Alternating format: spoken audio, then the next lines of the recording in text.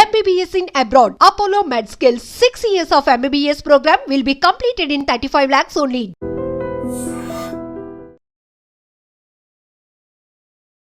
సంవత్సరాలు నేను ఎంత పడి నేను ఒప్పించుకున్నాను అని పడ్డాను.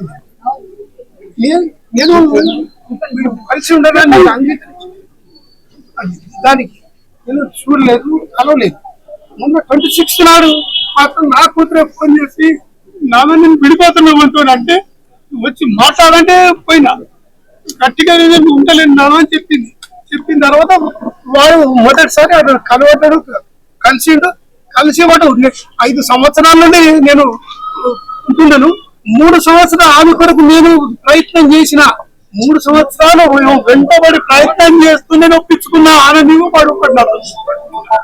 ఇక వాడు ఇక మరి నన్ను ఏది గొడవలు అవుతున్నాయి మాకు ఇద్దరికి, ఇక మేము ఉండలేము అని నిర్ణయం చేసుకొని మీరిద్దరు అని చెప్పిన. అంటే దీనికి వాడు దుర్మార్గుడు, వాడు నా కూతురు ఒక్కదాని కాదు, నా కూతురు లాంటి వాళ్ళని వాడు చాలా మంది చేసినట్టు నాకు తెలుసు, నాకు చరిత్ర తెలిసింది. ఇది వాడు పరమ దుర్మార్గుడు అని ముందే తెలుసు. కానీ నా బిడ్డ నా మాట వినకుండా నేను వాంసనే ఉంటాను అని అనడంతోనే ఏంటంటే నేను ఊరుకున్నా. నమ్మించి చేసి మొత్తానికి నా కూతురు చావుకు వాడే కారకుడు.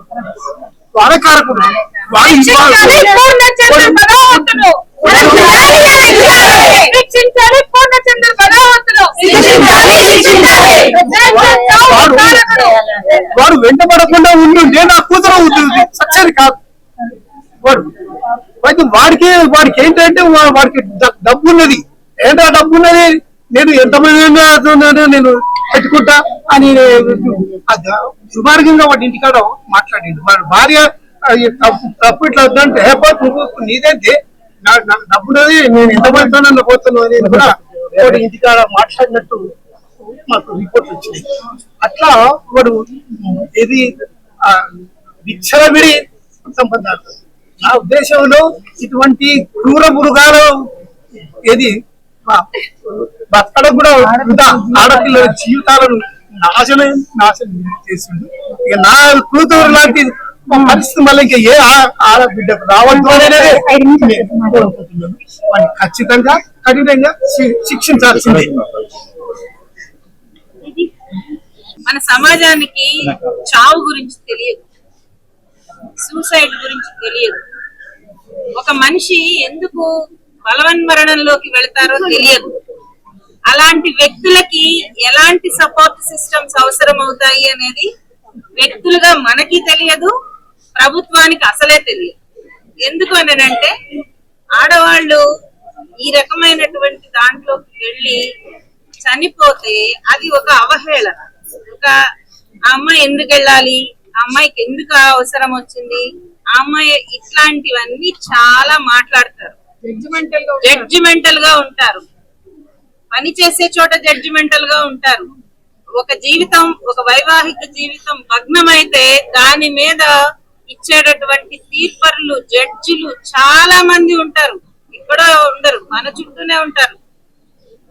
ఎంత హింసించాలో ఒక మనిషిని అంత హింసించి తిరిగి చంపడానికి కూడా రెడీ అవుతారు. చంపడం అంటే కత్తి తీసుకుని పొడవడం కాదు, ఇలా చంపటం కూడా. ఇది సమాజం చేసినటువంటి హత్య. ఒక యంగ్ ప్రామిసింగ్ జర్నలిస్ట్, తెలంగాణ బిడ్డ ఇలా చనిపోవటానికి దారి తీసింది ఒక వ్యక్తి. కానీ ఆ వ్యక్తి వెనకాల చాలా శక్తులు ఉన్నాయి. ఎప్పుడైతే ఒంటరిగా ఉంటున్నటువంటి మహిళల మీదకి తోడేళ్లలాగా, కాట్ల కుక్కల్లాగా వస్తున్నారో వాళ్ళందరి పట్ల జాగ్రత్తగా ఉండాల్సిన అవసరం ఉన్నది. దయచేసి నేను ఇక్కడ చెప్తున్న మన సోదరులందరికీ చెప్తున్నది ఏంటంటే, మీ వైవాహిక జీవితాల్లో ఏమన్నా గొడవలు ఉంటే పరిష్కరించుకోండి, కానీ ఇంకొక వ్యక్తి జీవితంలోకి వెళ్ళకండి, చొరబడకండి. మేము మాట్లాడితే మా ఉద్యోగాలు పోతే మమ్మల్ని బదనాం చేస్తారన్నటువంటి చెప్పినటువంటి అమ్మాయి తెలుగు ఫిలిం ఇండస్ట్రీలో జరిగినటువంటి దాని మీద అమ్మాయి టెస్టిమోనీ కూడా ఇచ్చింది, ఏం జరుగుతోంది మీడియా రంగంలో అని చెప్పి. అంటే ఆ ధైర్యం ఉన్నటువంటి పిల్లని ఎంత గ్యాస్ లైటింగ్ చేస్తుంటారు దరిద్రులు. చెప్తున్నా కదా, ఎవరైనా కావచ్చు, కానీ ఒక అమ్మాయి జీవితాన్ని ఆ స్థాయిలోకి తీసుకెళ్లి చావు వరకు తీసుకెళ్లిన వాళ్ళు ఎవరైనా సరే క్షమార్హులు కాదు. నిజంగా ప్రస్తుతం ఉన్నటువంటి సమాజం దేనికి ప్రయారిటీ ఇస్తుంది? ఆర్థిక సంబంధాల చుట్టూ మాత్రమే తిరుగుతోంది. మళ్ళీ ఎన్నికలంగానే చాలా విరక్తి కలుగుతున్నాం. మంచి అనిపిస్తుంది కదా, లేడీస్ కూడా ఛాలెంజింగ్ జాబ్స్ చేసినప్పుడు చాలా బాగుంటది. ట్రాఫిక్ అసిస్టెంట్స్ గా నియమించిన ట్రాన్స్జెండర్స్ అందరితో సాల్యూట్ చేయించుకుంటున్నారు. ఫుడ్ డెలివరీ ఇవ్వటానికి వెళ్ళినటువంటి డెలివరీ బాయ్ అనిల్ పై కళ్ళ ముందు పెళ్ళండి